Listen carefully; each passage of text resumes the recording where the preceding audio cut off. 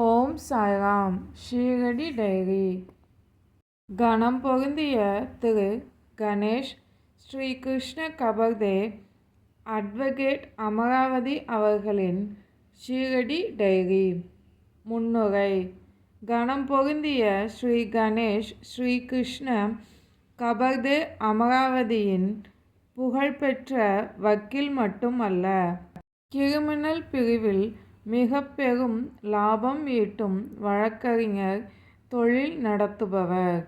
பர்மாவின் மாண்ட்லே சிறைச்சாலையில் 6 ஆண்டுகள் சிறைவாசம் அனுபவித்து கொண்டிருந்த திரு பாலகங்காதர திலகரின் புகழ்பெற்ற உதவியாளராகவும் திகழ்ந்திருந்தார். மத்திய சட்டசபையில் உறுப்பினராகவும் சொல்லாற்றல் நிறைந்த பேச்சாளராகவும் சமஸ்கிருத மராத்தி அறிஞராகவும் இந்த இரு மொழிகளிலும் உள்ள ஆன்மீகத்தின் பெரும் நூல்களில் கைதேர்ந்தவராகவும் விளங்கினார். திரு திபோல்கரின் ஸ்ரீ சாயி சச்சரிதத்தில் வித்யாரரின் பஞ்சதஷி பற்றிய அவரது மிக மிக அற்புதமான வியாக்கியானம் குறித்து 27ஆம் அத்தியாயத்தில் ஒரு குறிப்பு வருகிறது. திரு கபர்தேவும் அவர் மனைவி இருவருமே ஸ்ரீ சாயிபாபாவின் மிக பெரும் பக்தர்கள். அவருடைய விஜயங்களின் போது 2 சந்தர்ப்பங்களில் ஷீரடியில் அவர் கணிசமான அளவு அதிக நாட்கள் தங்கியுள்ளார். ஒரு முறை 7 நாட்களும், அடுத்த முறை 1911ஆம் ஆண்டில் 3 முதல் 4 மாதங்கள் தங்கியுள்ளார். இந்த 2 சந்தர்ப்பங்களிலும் விறுவிறுப்பூட்டும் வகையில் அவர் விளக்கமான நாட்குறிப்பு எழுதி வைத்துள்ளார். அது நடைமுறையில் நமக்கு வரலாறு முக்கியத்துவம் வாய்ந்ததாக கருதப்படுகிறது. அவருடைய எழுத்தோட்டத்தின் பொதுவான பாணியானது. அதிலும் சிறப்பாக தனிப்பட்ட உணர்வுகளை விளைவுகளையும் வெளிப்படுத்தும் போது கையாளப்பட்ட விதம் எதிர்காலத்தில் சரித்திர முக்கியத்துவம் வாய்ந்ததோர் நினைவு சின்னமாக உருவாக தலைப்படுகிறது. ஒருவேளை அதுவே அவருடைய உள்ள கிடக்கையாக இருந்திருக்கலாம் மற்றும் அதனுடைய பொதுவான எழுத்து பாணியினை நோக்கும் இடத்து இது பதிப்பிப்பதற்காக எழுதப்படுகிறது என்று அவர் ஒருபோதும் கருதியிருக்க மாட்டார். அப்படி அவர் கருதாவிடத்தும் ஸ்ரீ சாயிபாபாவின் சாநித்தியத்தின் தாக்கத்தினை முழுமையாக கொண்டு வருதலுள்ளும் பாபாவுடைய நுணுக்கமான உள் அர்த்தம் கொண்ட குறிப்புகளை சிறு கதைகள் வாயிலாக அவரின் உபதேசங்கள் எல்லாவற்றிற்கும் மேலாக மனித சமுதாயத்தின் மேல் சாயிபாபா கொண்டிருந்த செறிந்த விருப்பம் இவைகளை வெளியிடுதலிலும் இந்த நாட்குறிப்பானது தனது பணியில் தோற்றுவிடவில்லை.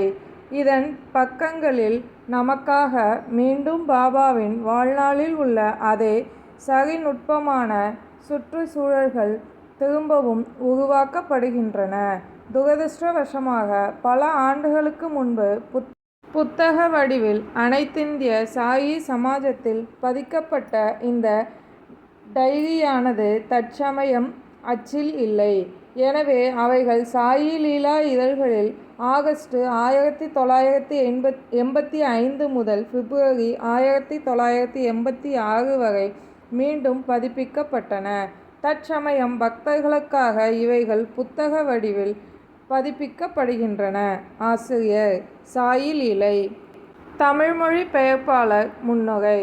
ஷீரடி சாயி சச்சரிதம் 1980, வியத்தகு ஷீரடி சாயிபாபா 2001 ஆகிய நூல்களை தமிழில் மொழிபெயர்த்து வெளியிடப்பட்ட பின் எனது 3வது மொழிபெயர்ப்பு நூலாக கபர்தேயின் ஷீரடி டைரி தற்சமயம் வெளியாகியுள்ளது. கடந்த 100 வருடங்களுக்கு முன்பு ஷீரடி சாயிபாபாவின் அன்றாட வாழ்க்கை நடைமுறை எவ்விதம் இருந்திருக்கும், பாபா பக்தர்களுடன் எவ்விதம் பழகினார் என்பதனை நுணுகி காண்பதற்கு தீவிர ஆர்வத்துடன் ஏங்கியுள்ள சாயி பக்தர்களுக்கு பின்னோக்கி பார்க்கும் கால கண்ணாடியாக, சக்தி வாய்ந்ததொரு டெலஸ்கோப்பாக இந்த கபர்தே டைரி நமக்கு அருமையாக கிடைத்துள்ளது.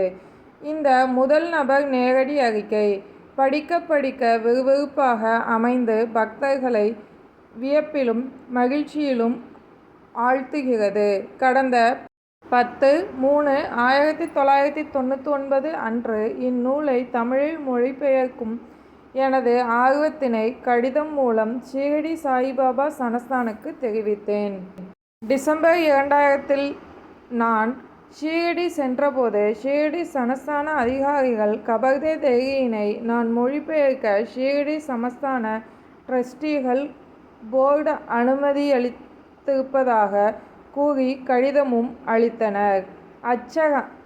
அச்சமயம் ஷீரடி பதிப்பக துறையினை சார்ந்த திரு ராம்ராவ் ஷேல்கி பட்டேல் மற்றும் திரு தாராகந்த் வி மஸ்கி இவர்களின் ஒத்துழைப்பை நன்றியுடன் நினைவு கூறுகிறேன். இந்த நூலினை நான் மொழிபெயர்க்கும் போது திரு கபர்தே அவர்கள் 1910 வருட ஷீரடி சாவடி மற்றும் மசூதி சூழ்நிலைகளை தத்ரூபமாக கொண்டுவர முயன்று வெற்றி பெற்றுள்ளார் என்னும் இந்நூலின் சாயி லீலா முன்னுரையில் குறிப்பிட்ட விஷயம் முழுவதும் உண்மை என்பதனை உணர்ந்தேன். மிக பெரும் கல்விமானும் பக்திமானும் ஆகிய திரு கபர்தே அவர்களின் சத்சங்கம் இந்த டைரி வாயிலாக நமக்கு கிடைக்கிறது. இதன் மூலம் பாபாவிடம் நமக்குள்ள பக்தியும் அதிகரிக்கிறது.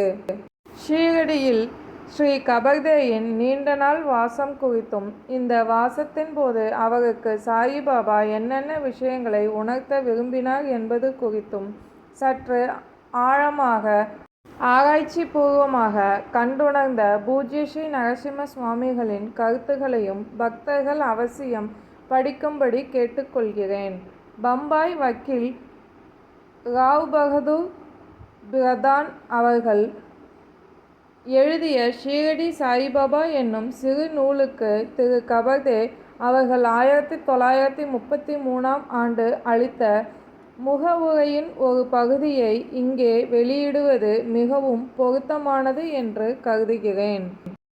நமது சத்குரு ஷீரடி சாயி மகராஜ் அவர்கள் என்னை போன்ற நிறைவற்ற ஒருவனுக்கு எனது எண்ணத்தின் எல்லைகளை அது தொட முடிந்த அளவு தொடும் அளவுக்கு சென்று முழுமையான கற்பனை வடிவத்தினை எனது மனதுக்கு உருவாக்கி அளித்தார்.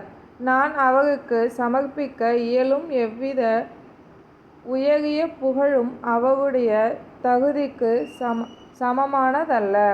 நான் கூறும் எவ்வித மொழிகளும் அவர் உயர்நிலையினை விளக்கும் அளவு உயர்வானதாக இருக்க இயலாதென்று நான் அஞ்சுகிறேன். அவருடைய திருப்பாதங்களுக்கு என்னை அழைத்துச் சென்ற சூழ்நிலைகளை நான் பெற்ற நல்லதோர் மிகப்பெரிய பங்காக நான் கருதுகிறேன்.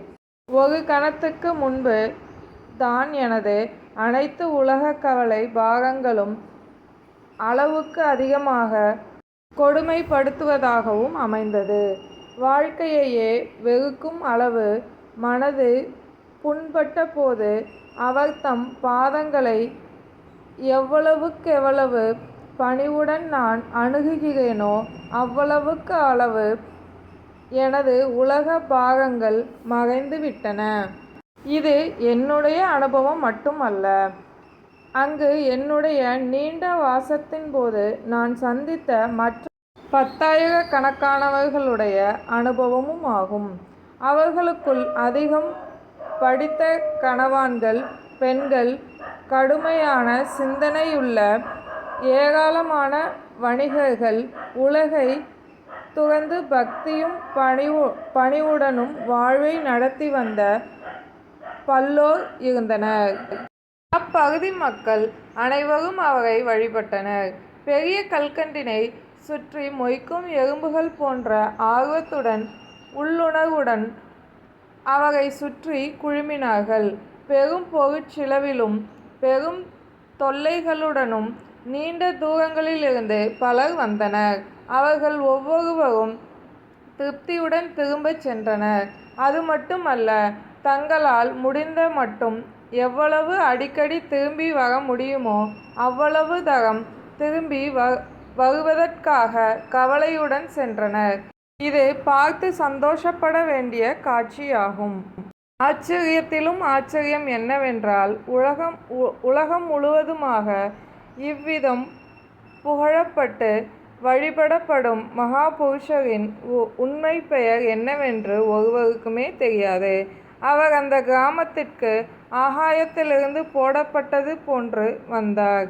ஒரு மனிதரின் தொலைந்து போன குதிரையை கண்டுபிடிப்பதற்கு உதவினார். அங்கேயே தமது வாழ்நாளில் மீதி பகுதியையும் கழித்தார். எவ்வித வித்தியாசமுமின்றி தம்மிடம் வந்தோர் அனைவருக்கும் உதவி செய்தார். அனைவரது அன்பையும் மதிப்பையும் விதிவிலக்கின்றி அனைவரிடமிருந்துமே பெற்றார். அவருடைய உள்ளார்ந்த எண்ணங்களையும் அவர் அறிந்திருந்தார். அவர்களுடைய தேவைகளை பூர்த்தி செய்தார். அனைவருக்கும் சுகத்தையும் சௌகரியத்தையும் நல்கினார். பூமியின் மீது ஆண்டவன் என்னும் எனது எண்ணத்தினை அவர் பூர்த்தி செய்தார். பிற்சேர்க்கையில் திரு வி.பி. கேர் அவர்களின் ஸ்ரத்தையான ஆராய்ச்சிபூர்வ கட்டுரை கபர்டே மகன் எழுதிய மராட்டிய சரித்திரத்திலிருந்து பல பயனுள்ள விஷயங்களை எடுத்து அளிக்கிறது. இந்நூலினை நான் மொழிபெயர்க்க எனக்கு வாய்ப்பு அளித்த ஷீரடி சாயிபாபாவின் கருணைக்கும் ஷீரடி சமஸ்தான டிரஸ்ட் போர்டுக்கும் அதிகாரிகளுக்கும் கையெழுத்து பிரதியிலிருந்து புத்தகமாக உருப்பெறுவரை அன்புடன் ஒத்துழைப்பு அளித்த டைப்பிங் செய்த Nataraj typing institute Kumbakonam, type setting செய்த சர்தன் கம்ப்யூட்டர் தஞ்சாவூர், பிரிண்டிங் செய்த பவுச் பிரிண்டிங் ப்ரோ மும்பை ஸ்தாபனங்களுக்கும் இந்நூலினை படித்து திருத்திக் கொடுத்த காலம் சென்ற திரு ஜி. கோவிந்தராஜன், தாசில்தார் ஓய்வு, கும்பகோணம் அவர்களுக்கும் ஆங்கில, தமிழ் கபர்டே டைரி நூல்களை படித்து பார்த்து சமஸ்தானத்திற்கு தமது சீரிய கருத்துக்களை நல்கிய ஆங்கில தமிழ் அறிஞர் டாக்டர் திரு எஸ். ரமேஷ் சாமியப்பா அவர்களுக்கும் தமிழ்துறை தலைவர், இருதயா மகளிர் கல்லூரி, கும்பகோணம் எனது மனமார்ந்த நன்றியினை தெரிவித்துக் கொள்கிறேன். ஜெய் ஸ்ரீ சாய்ராம். சொக்கலிங்கம் சுப்பிரமணியன். ஓம் சாய்ராம். சாயின் வார்த்தைகள் மீது நம்பிக்கை வைப்போம்.